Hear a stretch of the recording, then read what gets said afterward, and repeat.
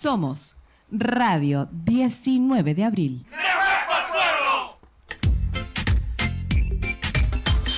Continúa con la mejor programación las 24 horas del día, los 7 días de la semana en tu radio 19 de Abril.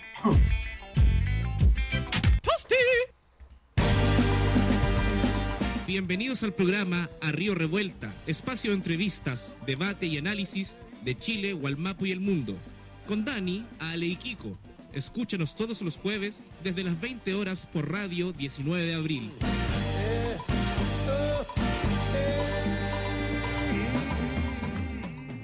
Estamos muy buenas tardes aquí en una nueva edición, una nueva entrega, un nuevo capítulo, una nueva realización de A Río Revuelta, el programa Ancla, el programa estrella, el programa que da golpe a la cátedra de Radio 19 de Abril. En el día de hoy, un gran invitado gestionado por el excelentísimo Kiko Parra, que está aquí al lado mío. Hola a todos, esto es A Río Revuelta misceláneo. A diferencia de los jueves, no hay noticias de la semana, no hay muchas canciones que digamos, quizá una pequeña pausa. Hoy solo conversación para poder adentrarnos, para poder profundizar ciertos temas. Hoy nuestro tema es la trampa constituyente, así la bautizamos, profe, para que usted lo sepa. Y en pantallas ustedes ven al gran profesor, ya aparece un rockstar, porque bueno, lo siguen en todos lados, todos están muy atentos. En este programa sabemos que hay mucha gente nuestra, mucha gente amiga, atenta a escuchar al profe Carlos Pérez Soto. ¿Cómo está, profe? Súper bien, gracias por la invitación a la radio, a ustedes. Bueno, y vamos al tiro nomás con lo que nos convoca. Si no quería hacer alguna introducción del profe. ¿Alguna profesor? No, el profesor, el profesor Carlos Pérez Soto ha sido, ha dirigido diversas cátedras en la Universidad Chilena, profesor de Estado, de Física, perdón.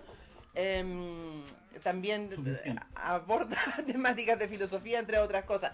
Es un gusto para nosotros. Con eso es suficiente. Porque entendemos aquí que no existen los imprescindibles. Sin embargo, una voz legitimada y autorizada para hablar sobre el proceso constituyente, quien vaticinó distintas formas de estallido, de revuelta social hace más de 10 años atrás. Hoy en día ha sido convocado a diversos paneles, diversos conversatorios y cabildos a raíz de la revuelta social producida el 18 de octubre y también a partir del acuerdo espurio, tal vez como le dicen algunos, Kiko, del 14, bueno, básicamente el 15 de noviembre en la madrugada, entre gadillos y medianoche, y a raíz de eso, y a partir de eso es que le vamos a hacer las siguientes preguntas. Parte tú con el puntapié inicial, Kiko Parra.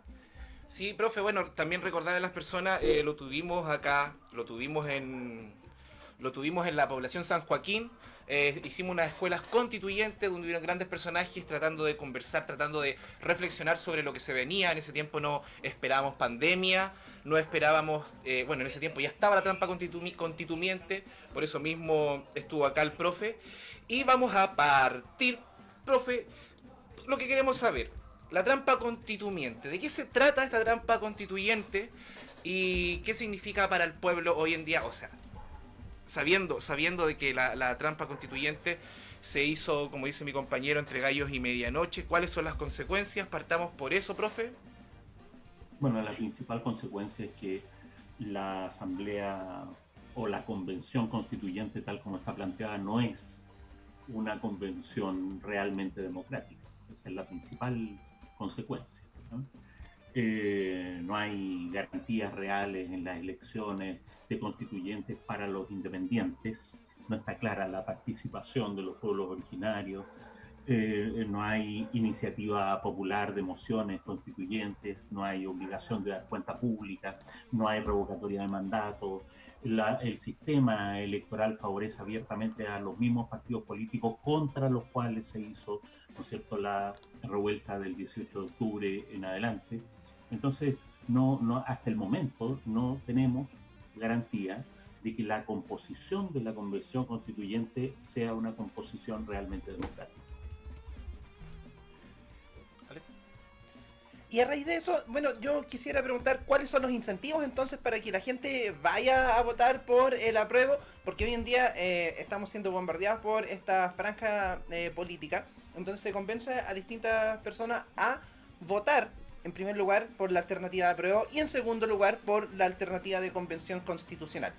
No obstante... Yo creo que la cuestión es la siguiente: si durante 20 años se negaron, pero sistemáticamente de todo el espectro politiquero, ¿no es cierto?, a que hubiera plebiscito, a que hubiera cambio constitucional real, y en 2 meses le sacamos un plebiscito y una elección de asamblea de convención constituyente.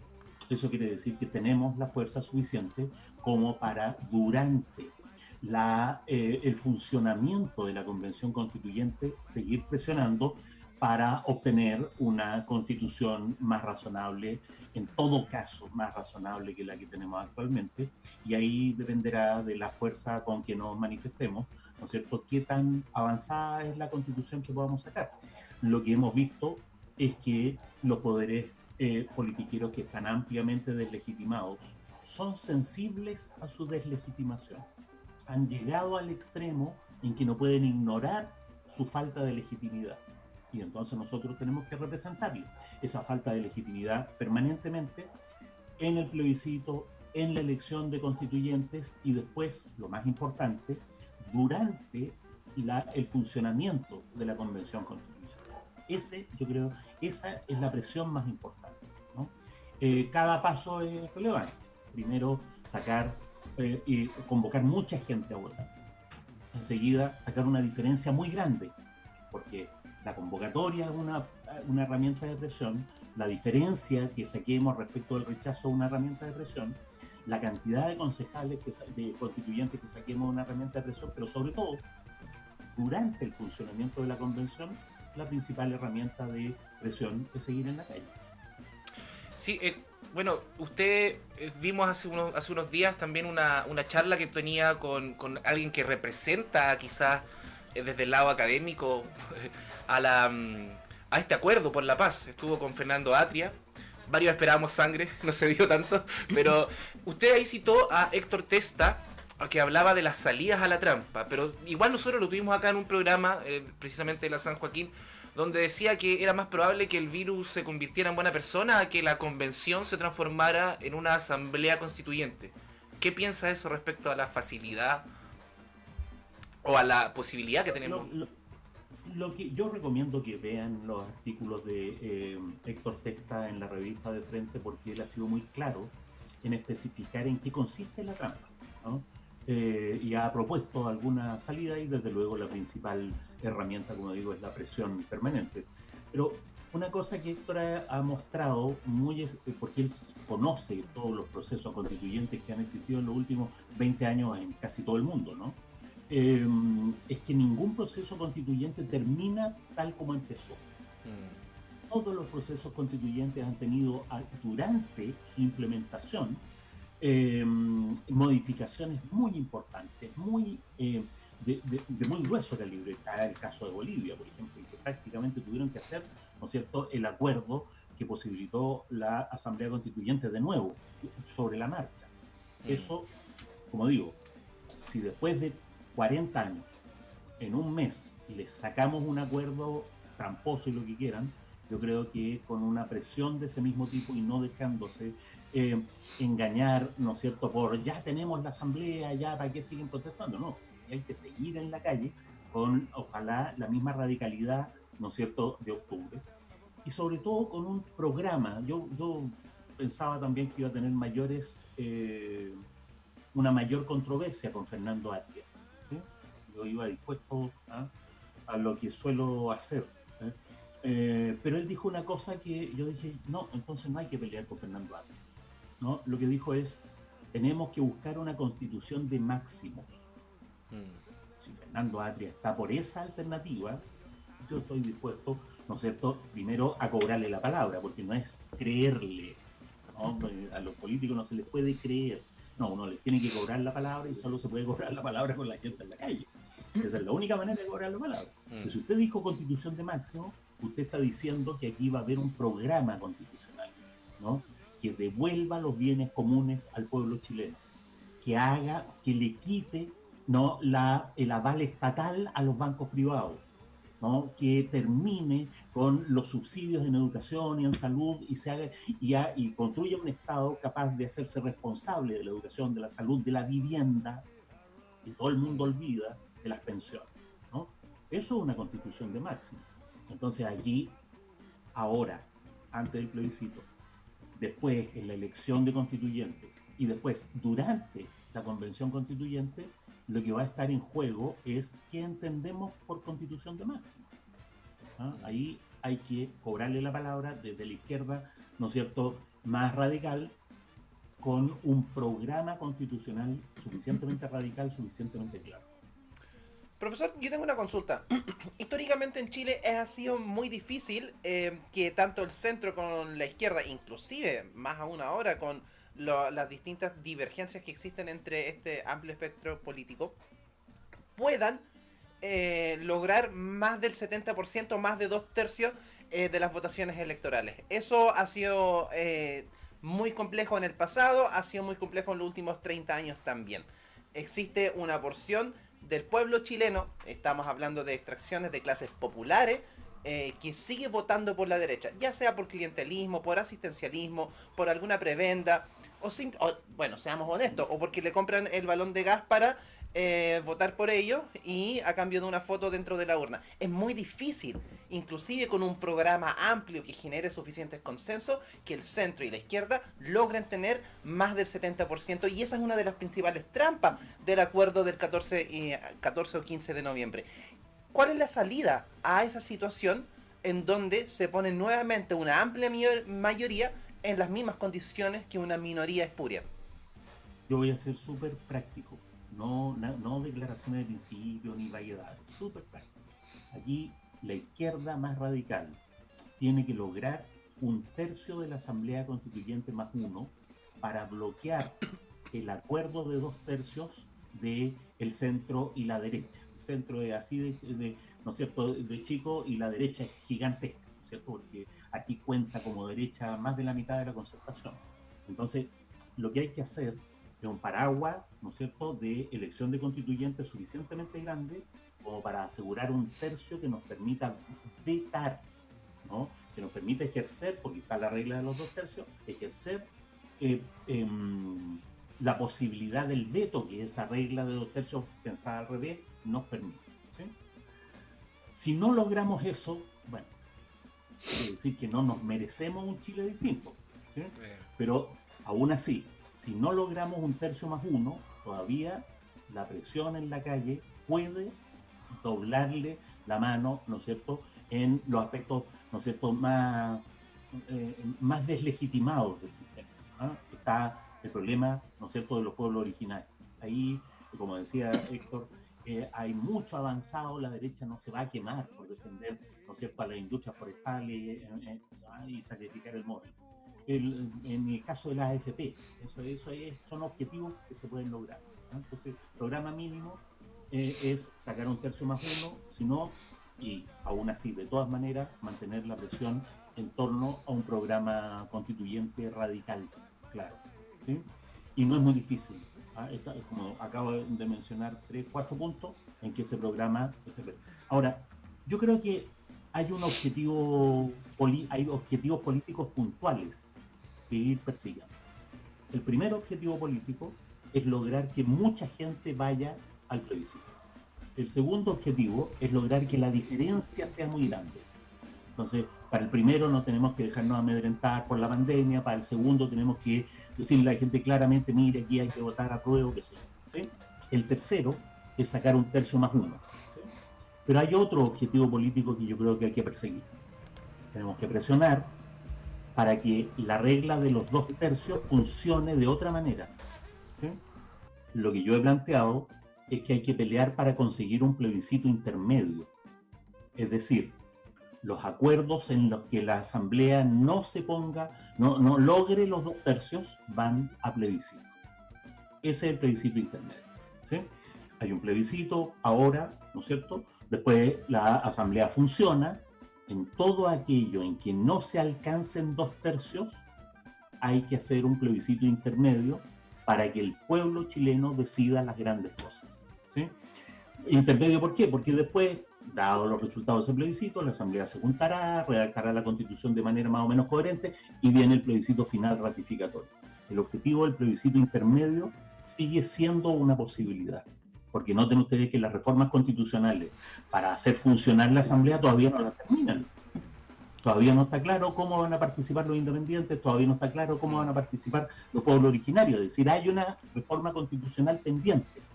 En esa reforma constitucional pendiente tenemos que ser capaces, o en la primera o en la segunda, de meter un plebiscito intermedio. ¿Qué tan socializada está esa idea dentro de los legisladores hoy en día, dentro de este espectro político? No, los legisladores no se puede esperar nada. Esa idea tiene que estar socializada en la calle. Porque los legisladores escuchan solo lo que el poder les dice. Sí, también teniendo en cuenta de que, por ejemplo, el mismo usted dice pedirle explicaciones, cobrarle a Atria, y lo que vemos ya dentro de sus movimientos políticos está como apelando a estos personajes, a Baradit, a Daniel Stingo de la televisión. Bueno, cada uno hace propaganda con lo que tiene a la mano. Sí, pero eso ¿qué piensa usted de esa de la elección? Atria no tiene mucha calle, digamos. Menos que Venecia, pero Claro. pero eso tiene razón en eso de Venecia, porque cada vez que va a la calle se moja. como a Boric, bueno. Hay un hashtag que no lo vamos a nombrar en este minuto que decía sobre Boric, pero bueno, profe, respecto hablamos de lo que podríamos pedirle a estos nuevos grupos que se están comprometiendo, etcétera. Y bueno, lo tuvimos acá en la asamblea, en nuestra asamblea de la población San Joaquín. Queremos saber qué opina del rol, porque no se ha hablado, se ha dejado prácticamente de lado esa discusión de qué va a pasar, qué está pasando con las asambleas. Ya vemos que la coordinadora de asambleas territoriales, la CAT, tiene un par de propuestas también de cómo salvar o cómo saltar tener salidas populares a este proceso constituyente. Y de eso, quiero que nos hable de cuál debería ser el rol de la asamblea y por dónde podríamos empezar a atacar, cómo podríamos hacer que... Yo no soy quien para dictarle roles a la asamblea que se manda sola, digamos, y que está muy bien que se manda sola. Pero yo diría que un buen objetivo que se puede perseguir por ese lado es hacer mociones constituyentes en un programa radical. La coordinadora de asambleas territoriales, ¿no es cierto?, ha acordado cómo presentar como moción constituyente, aunque no exista legalmente la posibilidad, pero presentar como moción constituyente que la Constitución garantice que los bienes comunes son de usufructo exclusivo del Estado. Eso significa, ¿no es cierto?, terminar con las concesiones mineras, terminar con el agua privada, con el océano privado, cosas por el estilo, ¿sí? Que las asambleas presenten como moción constituyente que el Estado deje de avalar las deudas privadas de los bancos. Y eso es uno de los principales mecanismos de explotación de los pueblos, que es el tema de la deuda externa, ¿no? Que es lo que le hicieron a Grecia, que es lo que le hicieron a España, que es lo que le hicieron a Islandia, qué sé yo. ¿No es cierto? Cada vez que quieren ahogar a un pueblo, ¿no?, lo endeudan y después empiezan a cobrarle con interés. Entonces, nosotros tenemos que sentar una doctrina en la cual los pueblos no tienen por qué pagar las deudas contraídas por gobiernos corruptos. Y eso tiene que estar en la Constitución, ¿sí? Y eso, como digo, junto con el cobre, junto con el litio, junto con el océano, es lo que Chile tiene para el capital transnacional, ¿no? El endeudamiento a que nos obligan los gobiernos corruptos. Entonces, una tarea es esa, la del programa, esto de la Constitución de máximos, ¿sí? La otra tarea es mantener, por supuesto, la presión en la calle.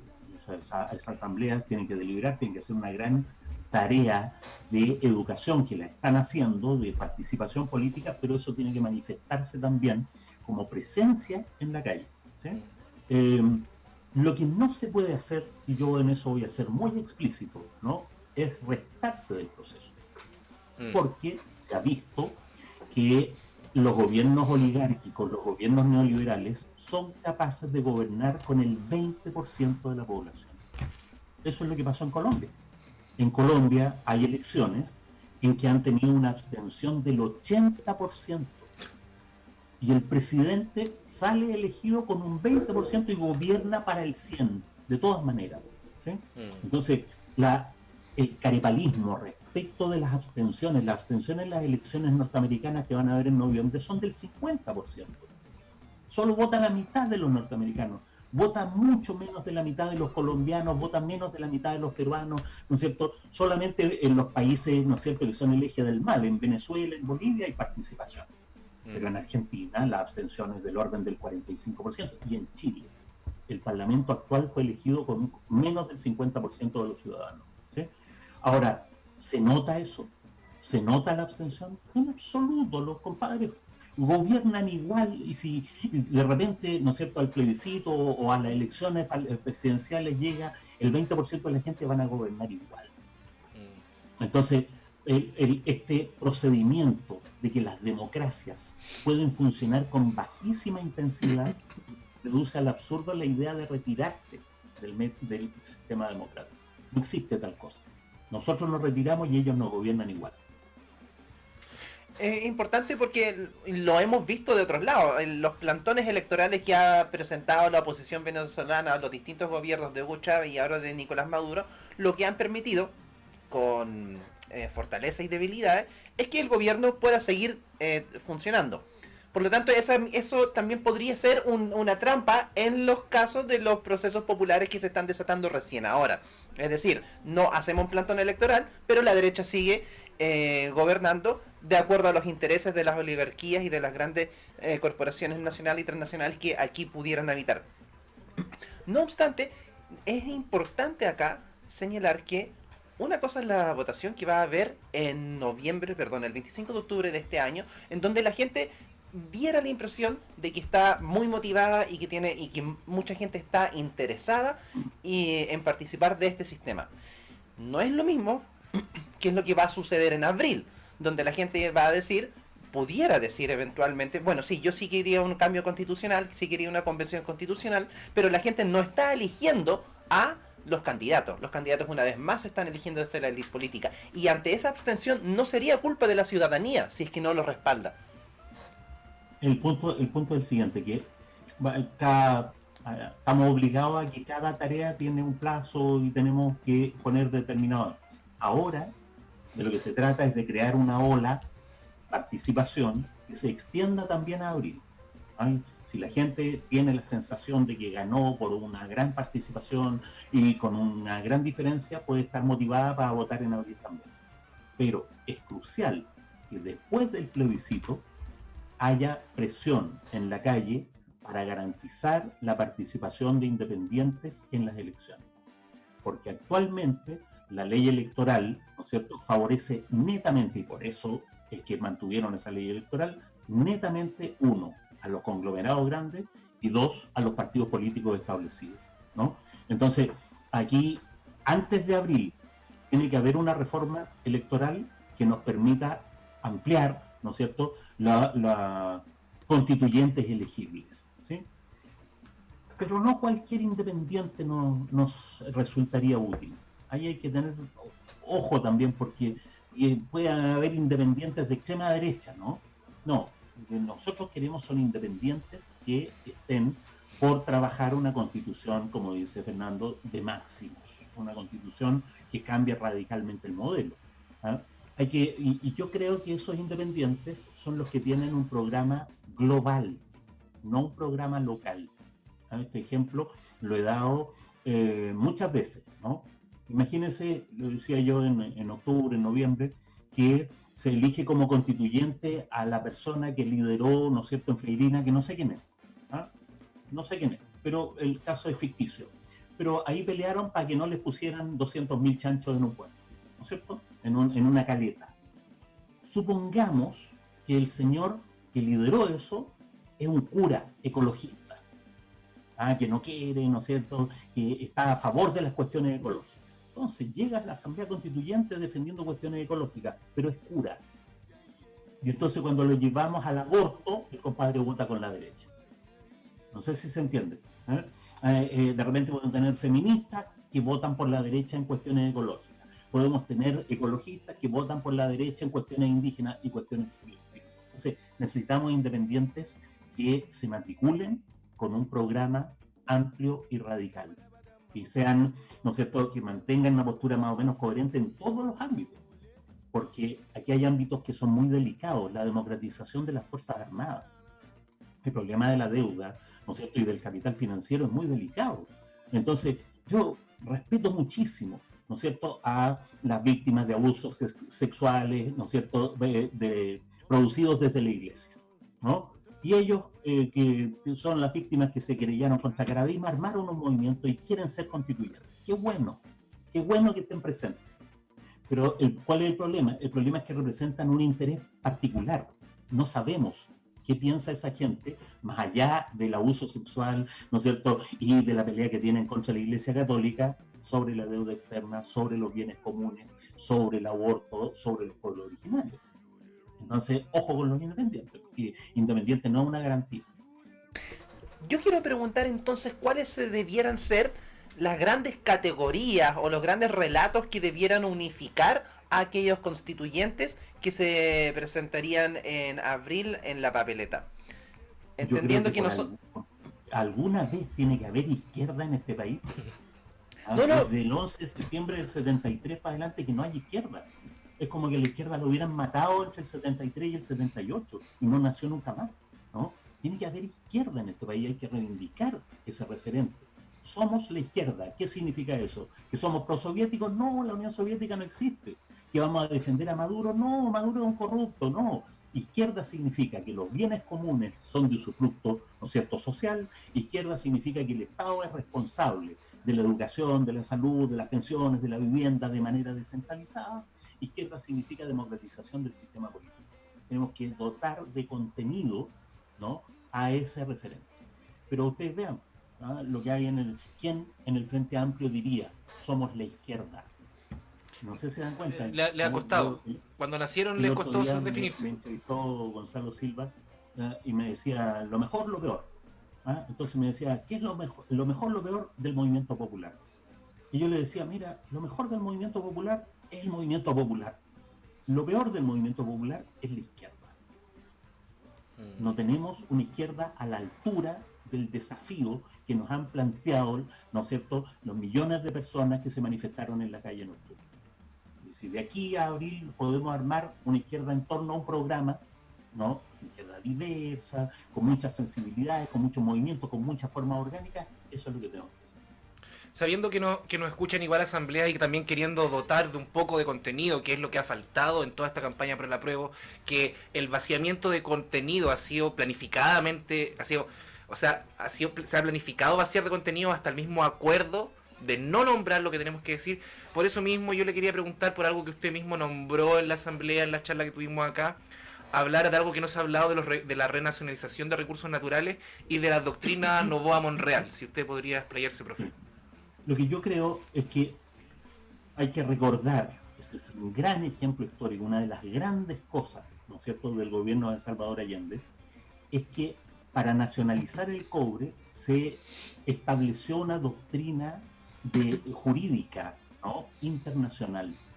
Yo decía, el petróleo de los países árabes se nacionalizó en los años 70, después de Allende, invocando la doctrina Novoa-Monreal. Los pueblos tienen derecho a usufructuar de sus bienes comunes, ¿no?, o esos bienes hay que declararlos como comunes, ¿sí?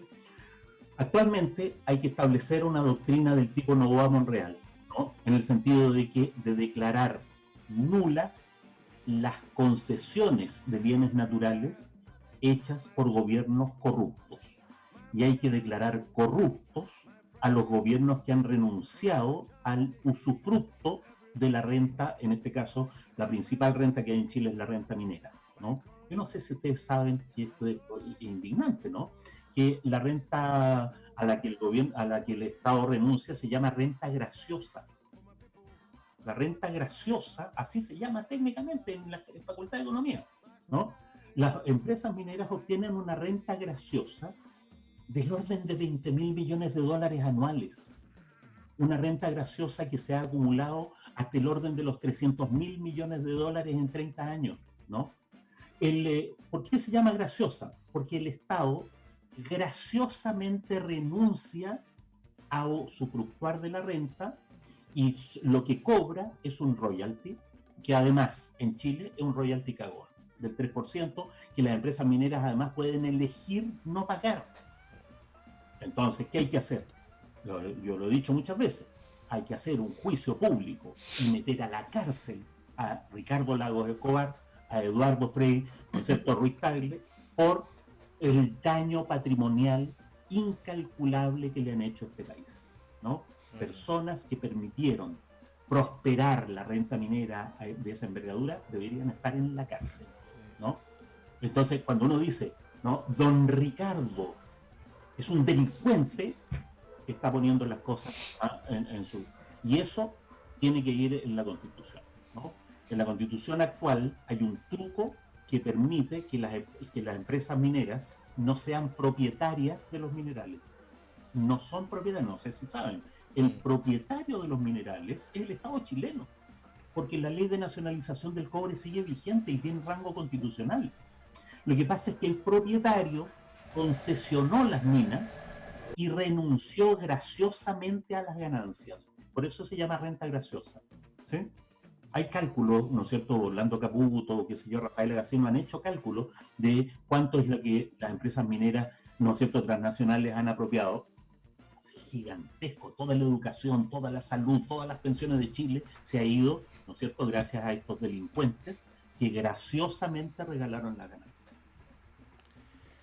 Profesor, yo tengo otra pregunta. Uno habla de la nacionalización de los recursos como uno de los grandes ejes que va a permitir sustentar las distintas políticas públicas y en particular las políticas sociales que debieran entregar un poco más de confort a la ciudadanía.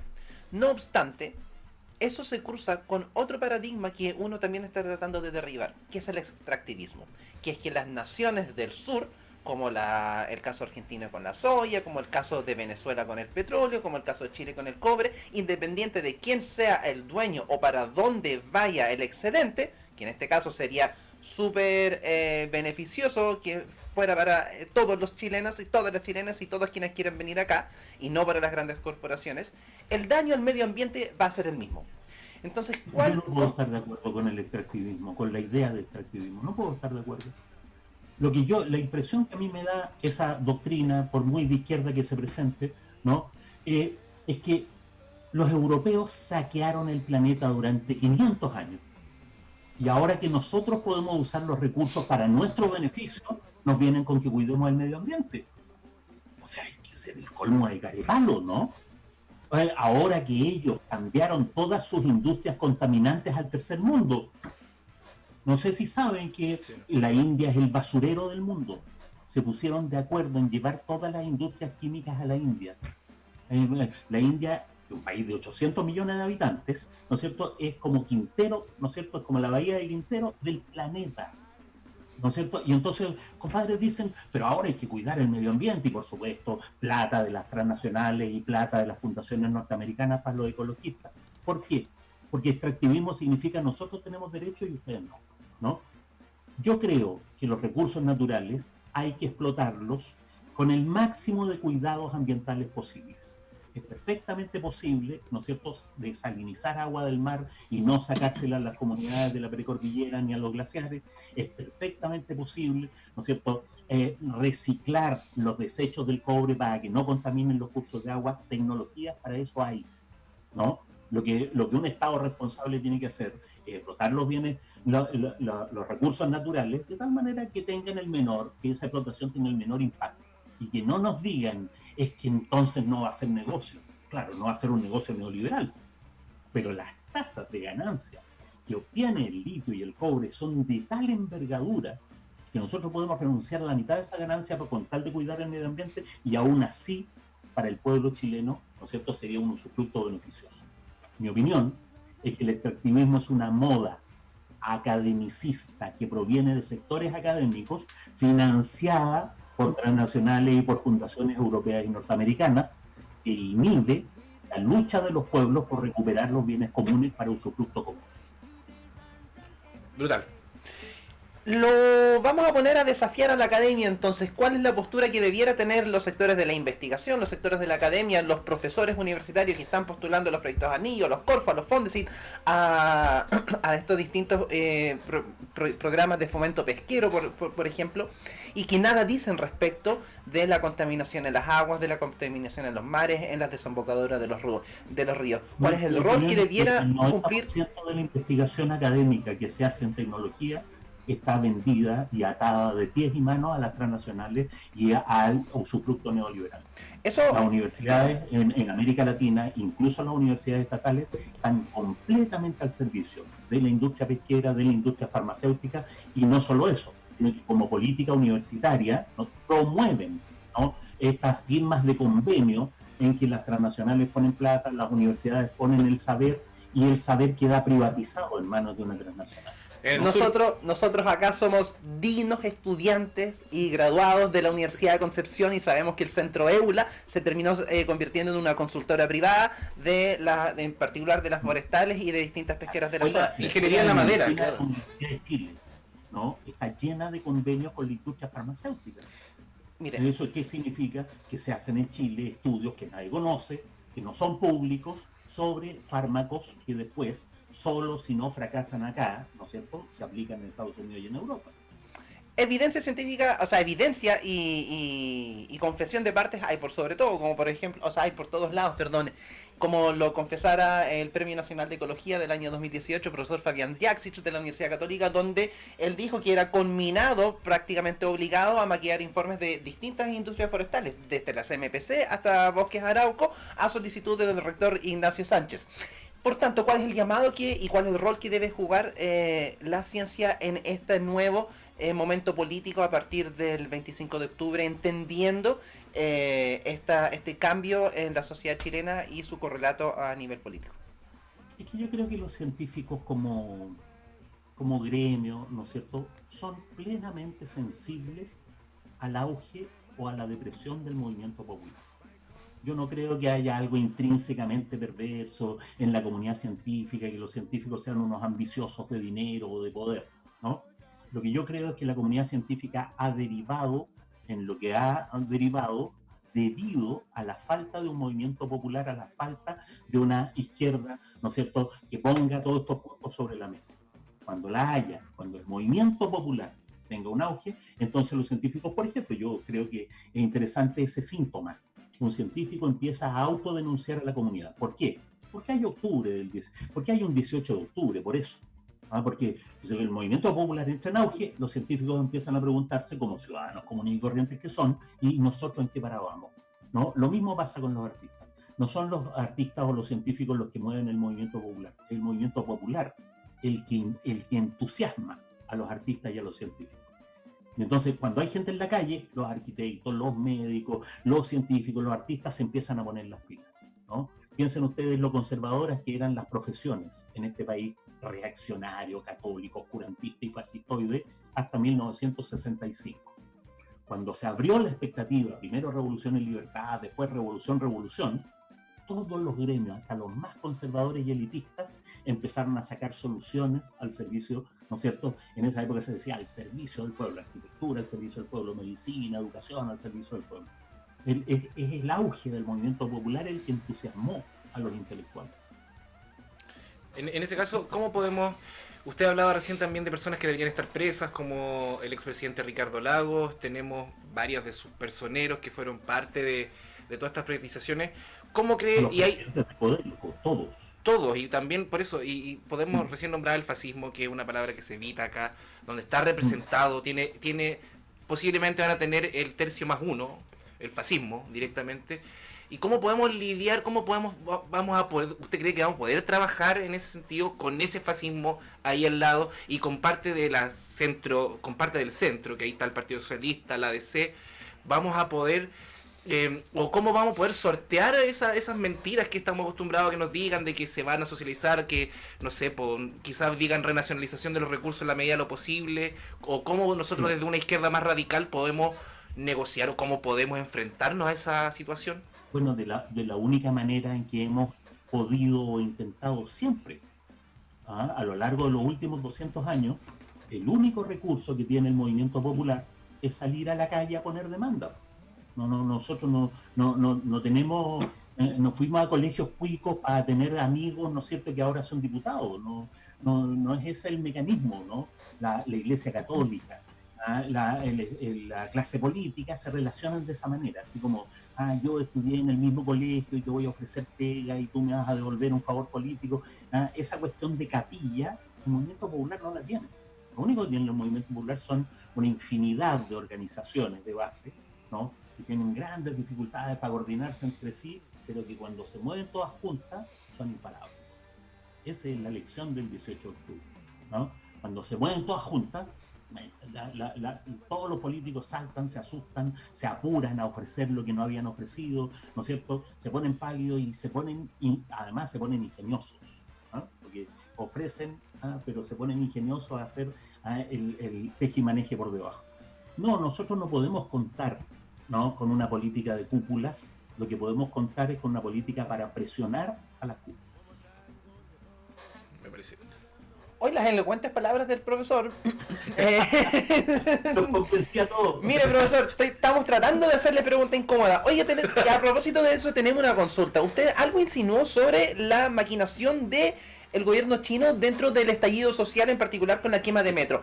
¿Se desdice, lo reafirma? ¿Cuál es la evidencia del cual se sustenta? ¿O elementos que usted le permitan inferir? Que los rusos envenenaron a un opositor político, ¿no es cierto?, en Ucrania, me da no sé qué hablar contra los chinos, porque, bueno, pero si hay algún agente secreto chino escuchando esta conversación, que debe haberlo, ¿no es cierto? Mire, sospechosamente tenemos mucha gente. Claro, yo creo que el metro lo quemaron los chinos y que estaba pensado hacer un atentado contra el metro desde mucho antes del 18 de octubre. Yo quería... Porque lo que está en juego en la quema del metro es el litio. El litio es la gran presa sobre la cual las transnacionales están. Y hay trabas institucionales que hacen incierto el destino del litio. La primera traba institucional, ¿no es cierto?, es que para regalar el litio hay que concesionarlo. Y los que concesionan el litio, ¿no es cierto?, son los gobiernos. Entonces hay que llegar por debajo con, ¿no es cierto?, el maletín misterioso lleno de dólares para sobornar a alguien, ¿no es cierto?, al nivel de la presidencia de la República. Entonces, yo creo que Piñera fue elegido para regalar el litio. Esa era su misión, ¿no? Y que Piñera negoció el litio a un precio demasiado alto. Y si no hubiera habido 18 de octubre, de repente el terrorismo islámico habría llegado y habría quemado todo el metro de Santiago. ¿Por qué? Porque ese es el gran, es como la gran presión, es lo que le hicieron a los españoles con el estallido de Atocha, ¿cierto? ¿Ustedes se están poniendo con Estados Unidos? No, entonces le bombardeamos, le ponemos bombas, ¿no es cierto?, en la estación de Atocha y matamos 500 españoles. Entonces, yo creo que el atentado estaba pensado. ¿Cuál es el punto? El punto es que surge el 18 de octubre, y los compadres que son así, ahora esta es la noche. Y nuestro presidente, mi presidente, Sebastián, el Tatán, lo dijo explícitamente. Tenemos enemigos muy poderosos. Se estaba refiriendo a Gabriel Boric. Tenemos enemigos de alta tecnología. Estaba pensando en la radio 19 de abril. No sé si se dan cuenta. Como se fue de boca. ¿Sí? Lo que le quería decir yo, profe, es que igual cuesta un poco en el imaginario, porque todos estos atentados siempre o es como cuando pasa algo en Medio Oriente o en Latinoamérica, uno al tiro dice: Israel, ¿qué hace ahí? Estados Unidos, ¿qué hace ahí? Y China no hay evidencia, no hay tampoco, no está dentro de su relato diplomático, es que por eso se me hace muy difícil. Eso es precisamente el punto, porque la política exterior del imperialismo, ¿no es cierto?, encabezado por los chinos, es netamente distinta al imperialismo clásico de los norteamericanos, de los ingleses, ¿sí? Los chinos tienen otra política que obedece al post-fordismo, que no tiene que ver con la estrategia fordista, ¿no es cierto?, de los años 20 a los años 70. No, los chinos trabajan de otra manera. Lo que a los chinos les interesa, ¿no?, son las industrias, son las concesiones. Ya consiguieron, ¿no?, destronar a Ponce Lerú, ¿no? Ustedes saben que todos los empresarios en Chile financian ilegalmente la política. Pero profe, denunciado es Ponce Lerú. ¿Por qué? Porque Ponce Lerú es el que tenía la mayor probabilidad, ¿no?, de quedarse con el litio. Entonces, ¿qué hicieron? Le cortaron todos los vínculos políticos, ¿sí? Y entonces ahí quedó el litio, le quedó la pelota dando bote. ¿Y qué hicieron? Le dieron el 25% a una empresa china. ¿Se dan cuenta? Es que lo que pasa, también por eso quería hacer también en la relación de lo que pasó en Bolivia, que es más probable las guerras que se están haciendo ahora, que son privatizadas, son empresas privadas y son empresas más bien occidentales. Fue Elon Musk de la Fundación Tesla el que casi dijo: vamos a hacer golpe donde queramos.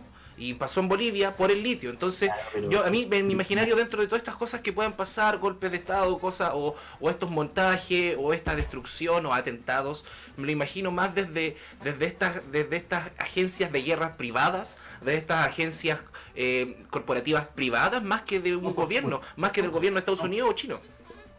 no, por supuesto. Noten que además Evo lo dijo, ¿no? Yo fui tumbado por el litio. Lo dijo explícitamente. ¿Ah? Que era un cálculo que nadie tenía en la mira. ¿Ah? No, lo que pasa es que el gobierno chino, ¿no es cierto?, actúa como una especie de promotor del capital privado, desde luego, ¿no? Del capital privado. Y no es tan raro, el gobierno norteamericano también, ¿no es cierto?, hace todo lo que hace para fomentar las empresas privadas norteamericanas, ¿no? Actualmente las empresas tienen una capacidad, por supuesto, de gestión. Sin embargo, de gestión de golpes de Estado, como tú dices. Sin embargo, lo que yo creo es que aquí hay que hacer un análisis global de para dónde va el capitalismo mundial.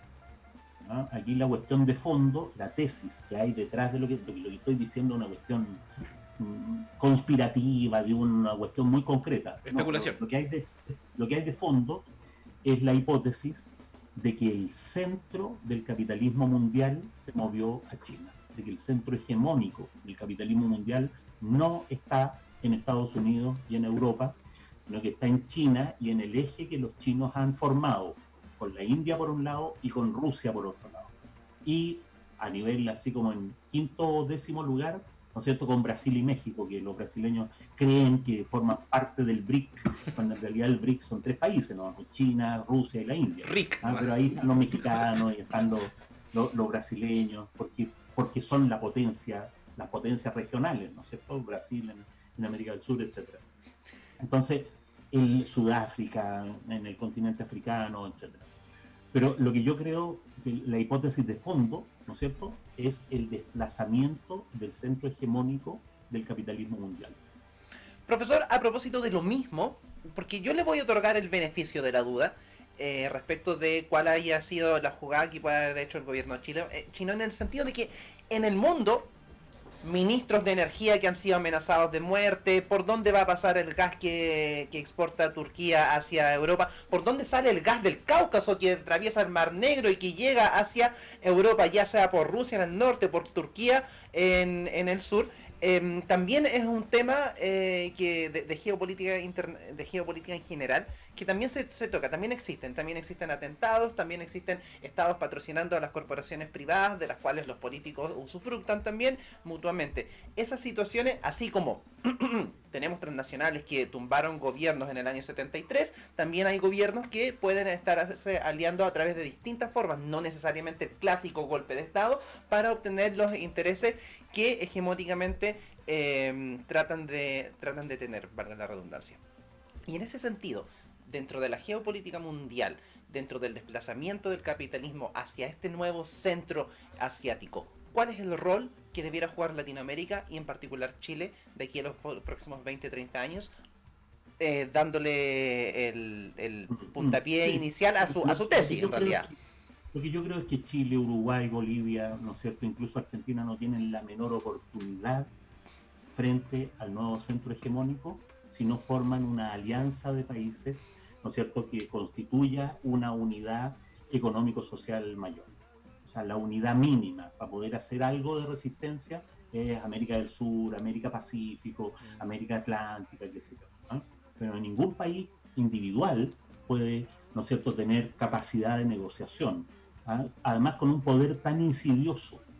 Hay otro ejemplo que yo creo que hay que recordar, que hay que mantener en la memoria, que también he puesto, ¿no?, que es el canal de Nicaragua. Ustedes saben que la parte racional para hacer un canal transoceánico es Nicaragua, no es Panamá, ¿no? Y cuando los norteamericanos no pudieron, ¿no es cierto?, hacer el canal en Nicaragua, lo hicieron los franceses en Panamá. Entonces los norteamericanos promovieron la independencia, entre comillas, de Panamá para poder hacer el canal. De ahí quedó el canal de Panamá, ¿no? Bueno, el gobierno de Ortega, ¿no?, concesionó toda la franja en la cual se va a hacer el canal de Panamá a empresas chinas. ¿sí? Pero al mismo tiempo, lo concesionó hace mucho tiempo, hace 20 años, ¿no? Los chinos son dueños de toda la franja donde va a pasar el canal de Panamá, el canal de Nicaragua, ¿sí? Pero al mismo tiempo, Nicaragua era el único país del Centroamérica que no tenía relaciones diplomáticas con China. Entonces, no sé si se entiende, Ortega se hizo el vivo. ¿Sí? Yo les concesiono esto, pero como no tenemos relaciones diplomáticas, no les doy garantía. Ortega salió elegido con un 60% de votos. En 2 meses bajó al 5%, porque le armaron la gran sublevación, ¿no es cierto?, del pueblo nicaragüense cuando la sublevación pasó, cuando la oposición por fin accedió a negociar, ¿no? Lo que la noticia, esto lo leí en las noticias, ¿no? No tengo ningún James Bond que me informe. ¿Ah? Resulta que Nicaragua había establecido relaciones diplomáticas con China y había roto con Taiwán. De ahí va adelante, ¿no? Ortega ahora es capaz de un gran acuerdo nacional que le permite terminar su gobierno. Ahí tienen en la presencia, ¿no es cierto?, de la política exterior china. Profe, vamos, yo sé que usted es más de conversatorio, de uno a uno, respondiendo entre académicos, pero ahora le vamos a dar los comentarios de nuestro público. Elisa Monti dice, un modelo económico y social soft, extractivista, es lo que está proponiendo, o entendí mal, ahí lo vamos a responder. Leonardo Davison dice, primero la libertad de nuestros presos políticos, después conversamos. Buen punto. Elisa Monti vuelve con la evidencia científica y desde una defensa radical de las aguas, los territorios y las comunidades, es inviable una explotación de los recursos al ritmo que necesita el desarrollismo de un país. No me deja ver un poco. Para el desarrollo de un país. Es inviable para la vida un modelo soft extractivista. Un modelo de explotación antineoliberal, pero capitalista igualmente contrario a la vida que la economía neoliberal le imperante. Y Elena Díaz dice, gran aporte de este conversatorio, ligar la crisis con el contexto internacional, es decir, con la crisis del sistema capitalista. O sea, la guerra de poder y de economía entre las potencias. Ahí nuestra compañera Lisa Monti hablaba de eso, de una explotación soft, como le llamó ahí, claro. Extractivismo soft. Claro. Bueno, yo creo que la izquierda ha hecho carrera durante 150 años peleando más con la izquierda que con la derecha. Aquí parece que el problema lo tenemos entre extractivista y no con las empresas transnacionales, ¿no? No, lo que yo propongo no es un soft extractivismo, lo que yo propongo es la explotación sustentable de recursos naturales. Y una explotación además que no es una explotación capitalista en la medida en que el usufructo es social, ¿no?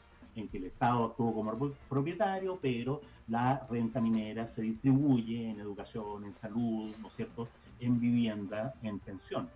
Eso no es ni capitalismo ni soft extractivismo. ¿Ah? Eso se llamó antiguamente socialismo y tendremos alguna manera de denominarlo que no sea impopular.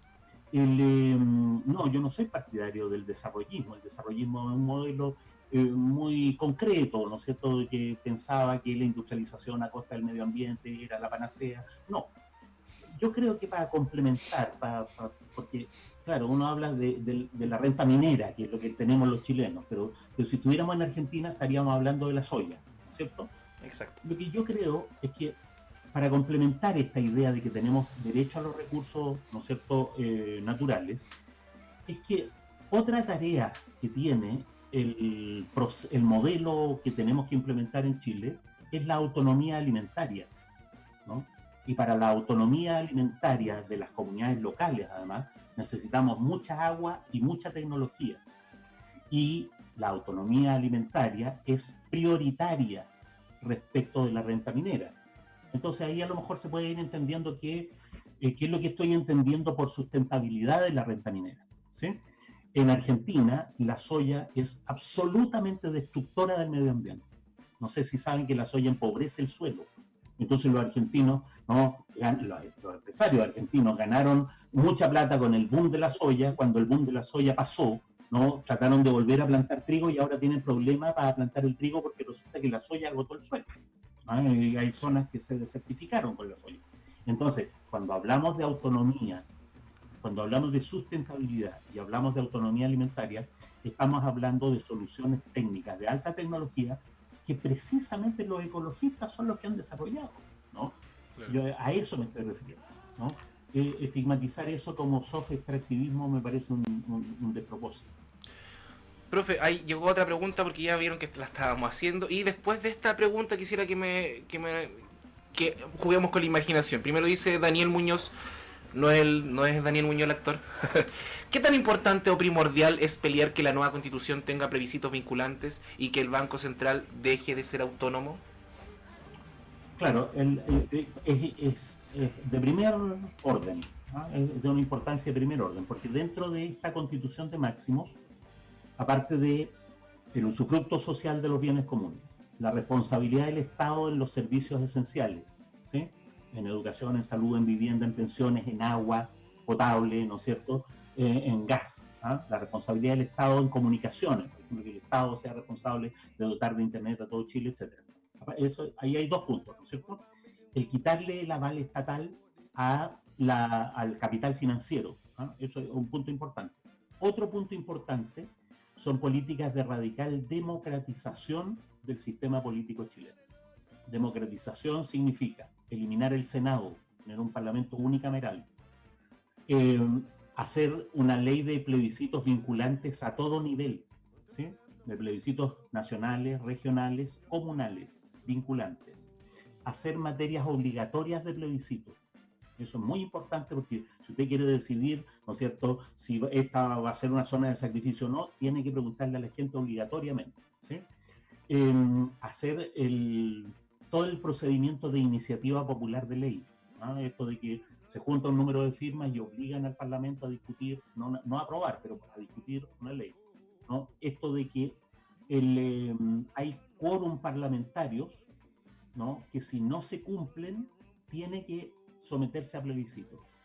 Eso es muy importante para ir trasladando las decisiones relevantes del Estado chileno a la participación directa, ¿sí? Bueno, todo el mundo dice y cita, ¿no es cierto?, que los suizos son convocados a 30 plebiscitos cada año, ¿no? Eso es técnicamente posible. Hay que tender, entonces, el punto general, ¿no?, de los plebiscitos vinculantes tiene que ver con todo este tipo de medidas, ¿sí? Hacer municipios más chicos. Eso es súper importante. En Chile deberían haber por lo menos 3.000 municipios, ¿sí? Hacer una ley de transparencia radical de la gestión municipal. Porque no vamos a tener 3.000 plebiscitos para tener 3.000 municipios, para tener 3.000 centros, ¿no es cierto?, de corrupción, ¿no? No, una ley. ¿Eso qué significa? Que los presupuestos municipales tienen que ser 100% plebiscitados cada año, ¿sí? Todos esos son mecanismos. Desde luego está el tema de la descentralización. Entonces la Constitución tiene que tener un capítulo entero de democratización del sistema político. Todo el poder a los soviets, algo así. Profe, sí, espera, Las comunidades locales, para decirlo. Profe, y ahora quería un poco jugar con su imaginación, que también lo he escuchado en algunos de las conferencias que ha dado, algunos foros. También hablar sobre el foro de la Asamblea Constituyente, que ya hablamos cuál era la salida, pero ¿cómo se imagina usted este nuevo Chile? ¿Cómo se imagina usted un país confederado? ¿Cómo ve esta complejidad de que sea un país tan largo, tan diverso?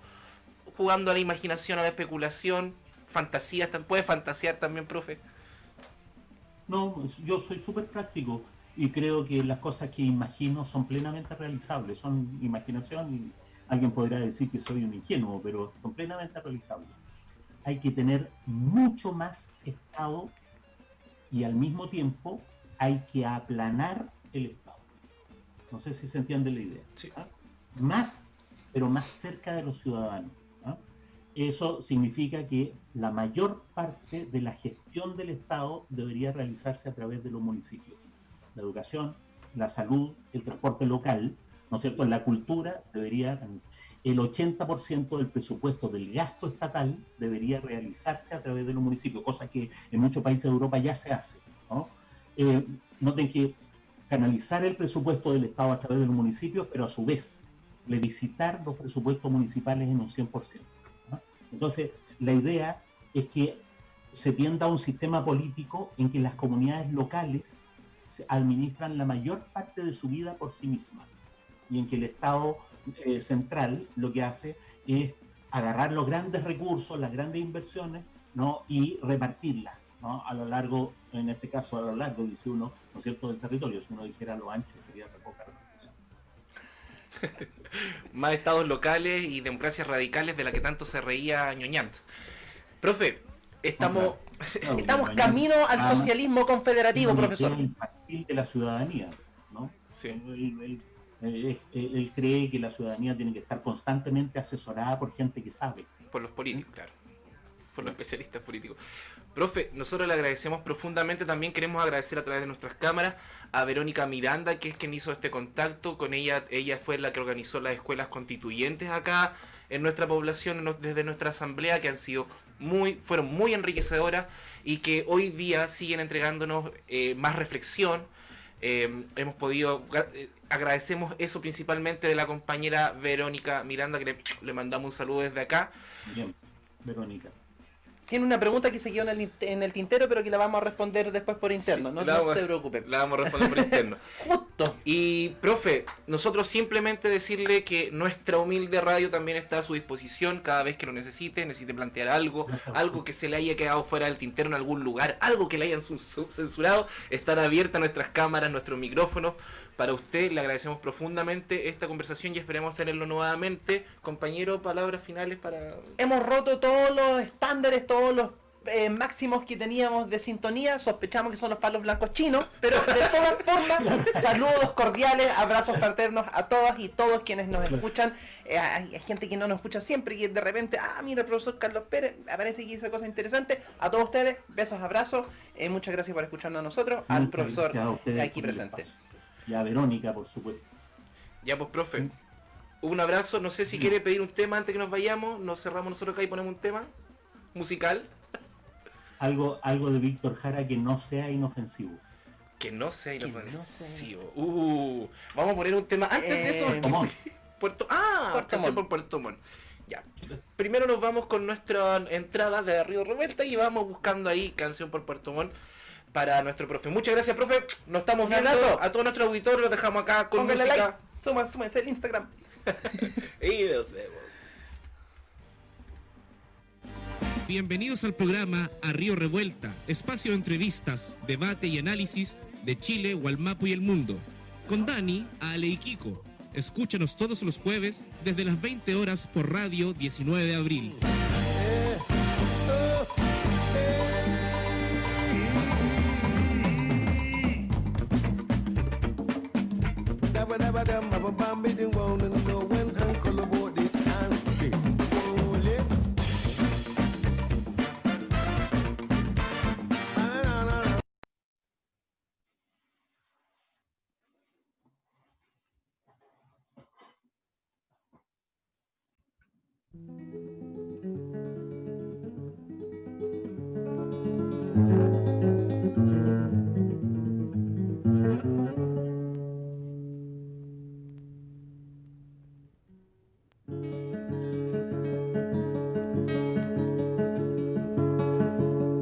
Muy bien, voy a preguntar por ti, por aquel, por ti que quedaste solo y el que murió sin saber.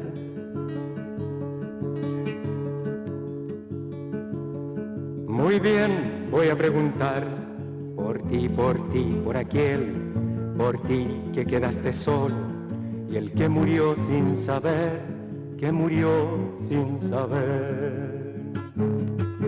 Murió sin saber por qué, le acribillaban el pecho, luchando por el derecho de un suelo para vivir. Hay que ser más infeliz, el que mandó disparar, sabiendo cómo evitar una matanza tan vil. Puerto Mono, Puerto Montt, Puerto Mono, Puerto Montt, Puerto Mono, Puerto Montt, Puerto Mono, Puerto Montt.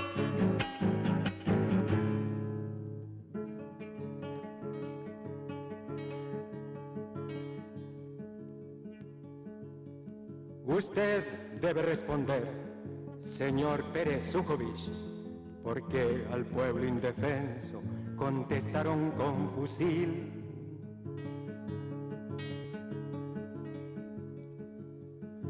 Señor Pérez, su conciencia la enterró en un ataúd y no limpiarán sus manos toda la lluvia del sur, toda la lluvia del sur. Murió sin saber por qué, le acribillaban el pecho, luchando por el derecho y un suelo para vivir. Hay que ser más infeliz el que mandó disparar, sabiendo cómo evitar una matanza tan vil. Puerto Mono, Puerto Montt, Puerto Mono, Puerto Montt, Puerto Mono, Puerto Montt, Puerto Mono, Puerto Montt.